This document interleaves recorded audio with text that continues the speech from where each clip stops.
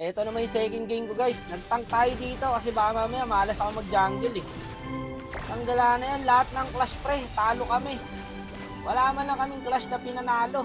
Tignan nyo guys, kahit anong clash gawin namin, talo pa rin. Ang bibilis bumakap ng kalaban eh. Kita mo nandito agad oh. Wipe out kami no, 6 minutes pa lang.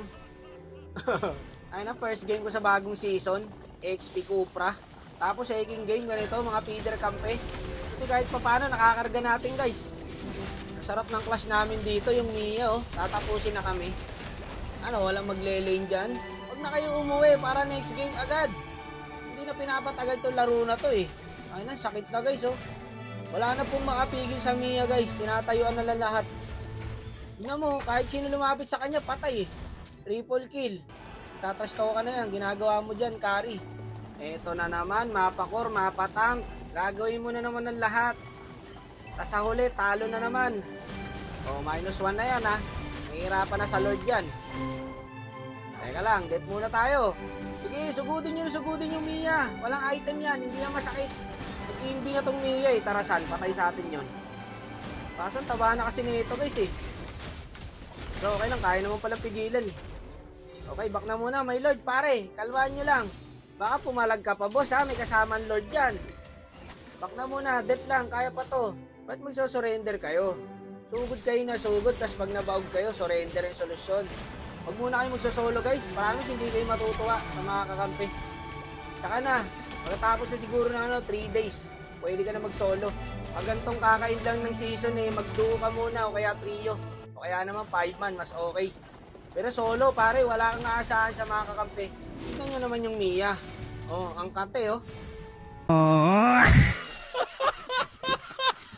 Ang taba na ng Mia pre, nag-i-sticker pa, tumitipi pa. Tignan mo yung Mia, 15-3. Puro gulay ang kinakain. Yung curry namin, puro chichirya eh. Laro ka lang magaling! Pero sa school wala kang ginagawa! Kaya pa kaya pigilan tong Mia na to? Ang taba na eh. Pare kasi natin, di maasahan pare, kulang sa nutrisyon eh. Tama, taba ng Mia pre oh. Wala na to. O anong gagawin mo dyan, Kari? Sabi ko rito, kaya mo pa yan, Kari. Hold mo lang yung minions. Ayan. Palagi ko sinasabi guys, kahit gaano pakapid yung kampi nyo, huwag nyo tatrash talkin. Okay? Palakasin nyo yung loob, makakabawi rin yan. Hindi, kaya nyo yan. Matitipan nyo yan. Ayun lang, sumugod yung Alucard. Tapos na sana guys. Masyado kayo nakakampante ha. May kalalagyan kayo ngayon sa amin. Gago yung minions pre, one hit lang yung tower. Tapos yata gago, may isang minions. Ayun, buti na dip pa. Kaya ba to? Yari kayo kayo sa amin. Hindi nyo pa tinapos ha. Ay gagi, nainip yung Mia pre. Ayun lang.